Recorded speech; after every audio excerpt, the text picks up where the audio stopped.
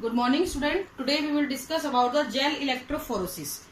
Gel electrophoresis जो है, देखो आपने अभी लास्ट लेक्चर में हमने बताया आपको कि रिस्ट्रिक्शन एंजाइम ने डीएनए को छोटे छोटे टुकड़ों में काट दिया.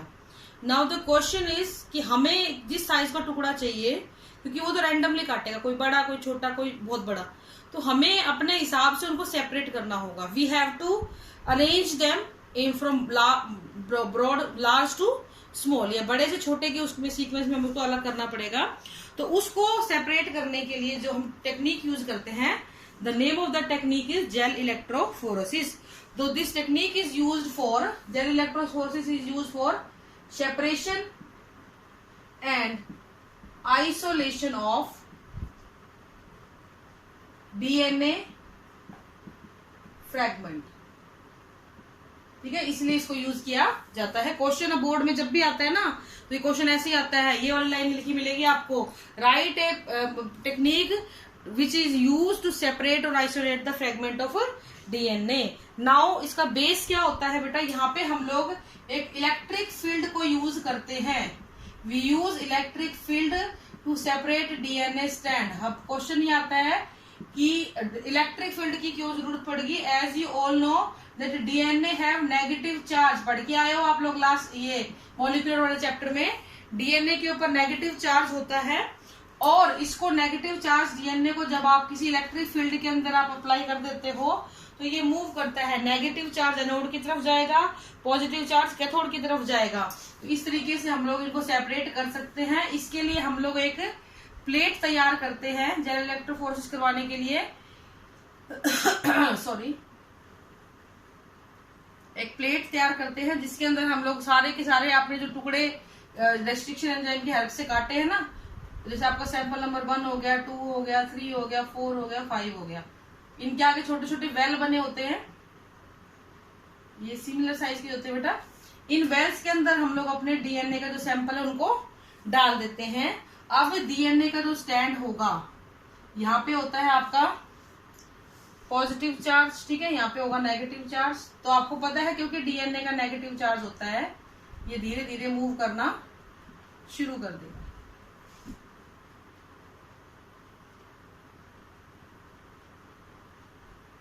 तो इस तरीके से जैसे जैसे आगे चले जाएंगे वैसे वैसे ये थोड़ा महीन होते चले जाएंगे. यानी कि जितना आगे आप चले जाओगे उतना ही छोटा स्टैंड आपको मिलता चला जाएगा. जितना दूर ट्रेवल करेगा उतना ही छोटा स्टैंड आपको मिलता चला जाएगा. तो इस तरीके से एक रैंडम सीक्वेंस बनाना है जिसमें बड़े टुकड़े पीछे और छोटे टुकड़े आगे बनाते हैं. तो ये आपके क्या होते हैं, डीएनए बैंड है, ये आपका कैथोड है, सॉरी एनोड है. ये आप यहां से चार्ज डीएनए मूव करेगा इस तरफ में, ठीक है. ये लार्ज बैंड है, लार्ज पार्ट ऑफ पार्टिकल, और ये स्मॉल. तो एक चीज ध्यान रखना, स्मॉल वाला उतनी ही फास्ट, जितना छोटा होगा उतनी ही तेजी से करेगा, दूर जाएगा, ठीक है. अगर हम इसके रिक्वायरमेंट की बात करें, किन किन चीजों की यहाँ पे जरूरत होती है, तो हमें जरूरत होती है बेटा एगारोस जेल. ये एक पॉलीसेकेराइड है जो कि हमें सीवीड से, समुद्री एक खरपतवार है, उससे प्राप्त होता है. फिर हमें चाहिए होता है कोई फ्रेगमेंट ऑफ डीएनए जिनको हमने अलग करना है, फ्रेगमेंट ऑफ डीएनए. इसके अलावा इलेक्ट्रिक फील्ड अप्लाई करना पड़ेगा यहाँ पे आपको. इसके अलावा इथीडियम ब्रोमाइड एक डाई होती है, ये यूज होगी यहाँ पे. मैं शुरू में ही लिख रही हूँ सारी जो जरूरत की चीजें हैं.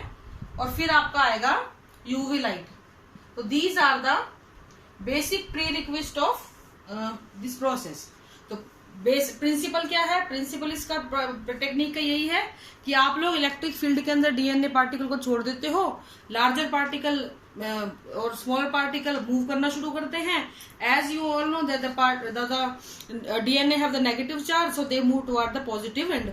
और इसीलिए वो धीरे धीरे दूर दूर चले जाते हैं और अपने आप को सेपरेट, बड़े से छोटे के फॉर्म में सेपरेट कर लेते हैं. तो ये इसका वो है. इस टेक्निक के अंदर हम लोग डीएनए आरएनए सब चीजों को उनके साइज के हिसाब से अलग कर सकते हैं. यहाँ पे ये जो प्लेट आपको नजर आ रही है ना, इस प्लेट के अंदर नीचे जेल बिछा होता है. कौन सा जेल, एगारोस जेल बिछा होता है, जिसके ऊपर डीएनए पार्टिकल इजीली मूव कर सकता है. फिर धीरे धीरे जैसे जैसे वो मूव कर जाता है तो वो फिक्स हो जाता है. ठीक है, इसको ये अपनी अपनी पोजीशन ले लेते हैं, इस तरीके से फिक्स हो जाते हैं ये अपनी जगह पे।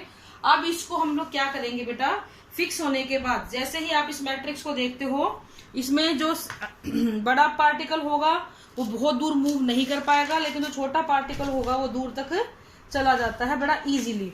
अब इसका मेथडोलॉजी की अगर हम बात करें कैसे ये काम करती है, तो वो हम बताएंगे। तो फर्स्ट,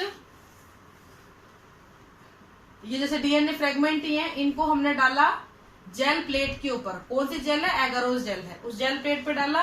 फिर हमने इलेक्ट्रिक फील्ड उस पर अप्लाई कर the electric field apply. Smaller particle जो होगा, स्मॉलर फ्रेगमेंट जो होगा, पार्टिकल नहीं sorry, smaller fragment move farther, वो बहुत दूर तक चला जाएगा, ठीक है, और जो बड़ा होगा वो रह जाएगा टुवार्ड पॉजिटिव साइड, ठीक है। इलेक्ट्रिक की जो पॉजिटिव साइड होगी ना, एनोड की तरफ, वो मूव कर जाएगा, ठीक है। अब धीरे धीरे क्या होगा, आप लोग क्या करोगे, आपके ये सारे सेट हो गए, लेकिन ये विजिबल नहीं होते हैं। इनको विजिबल करने के लिए हम लोग क्या करते हैं, टू विजिबल देम हम लोग इथिडियम ब्रोमाइड डालेंगे, इथिडियम ब्रोमाइड डालेंगे इस प्लेट के ऊपर ही। जैसे ही आप इथिडियम ब्रोमाइड डाल के इस प्लेट के ऊपर उसको यूवी लाइट को एक्सपोजर देते हो, आपको ऑरेंज कलर के, ये कलर ध्यान रखना है, बहुत बार पूछ लेते हैं एक नंबर में, ऑरेंज कलर के अलग अलग साइज के बैंड नजर आएंगे। जहां जहां आपको ये ऑरेंज बैंड नजर आते हैं, वहां वहां समझ जाओ कि आपका डीएनए का टुकड़ा पड़ा हुआ है, ठीक है। अब उस प्लेट के ऊपर से उन हिस्सों को हम काट के निकाल लेते हैं और उसको गर्म पानी में डिजोल्व कर लेंगे।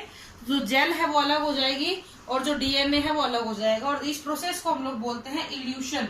एक नंबर में कई बार पूछा जाता है, what do you mean by evolution. जब आप जेल से डीएनए के, क्योंकि जेल के ऊपर डीएनए पड़ा हुआ है, वो उसमें फंस गया है, तो उसको अलग भी तो करना है ना फ्रेगमेंट को। तो जब आप जेल के ऊपर से डीएनए को एक्सट्रैक्ट आउट करते हो, निकालते हो, तो इस चीज को हम क्या बोलते हैं बेटा, इल्यूशन बोलते हैं। अब ये जो डीएनए फ्रेगमेंट आपको मिल गया, इसको आप क्लोनिंग के लिए यूज कर सकते हो अकॉर्डिंग टू योर रिक्वायरमेंट, कितना बड़ा साइज का डीएनए आपको चाहिए। तो इस तरीके से जेल इलेक्ट्रोफोरेसिस परफॉर्म किया जाता है बेटा। ये मोस्ट इंपोर्टेंट क्वेश्चन है, 3 नंबर में ज्यादातर पूछा जाता है सीबीएसई बोर्ड के एग्जाम में। तो this is all for today, thank you and have a nice day.